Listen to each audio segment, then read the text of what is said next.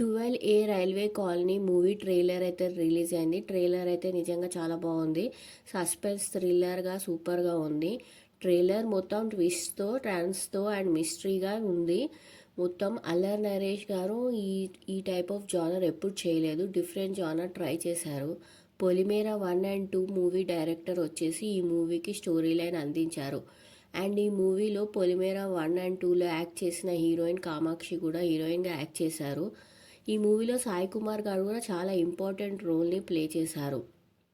Trailer చూస్తే అర్థమవుతుంది అల్లేర్ నరేష్ గారి హెల్ప్తో సాయి కుమార్ గారు ఎలా మర్డర్ కేస్ అండ్ మిస్టరీని సాల్వ్ చేశారని అర్థమవుతుంది. ఫుల్ ఆఫ్ సస్పెన్స్ అండ్ ట్విస్ట్తో ఈ మూవీ మిస్టరీగా ఉంది. అండ్ ఈ మూవీ డైరెక్టర్ వచ్చేసి నాని. బీజిఎం కూడా చాలా బాగుంది. మ్యూజిక్ వచ్చేసి బీమ్స్. మూవీని 21 నవంబర్కి అయితే రిలీజ్ చేస్తున్నారు.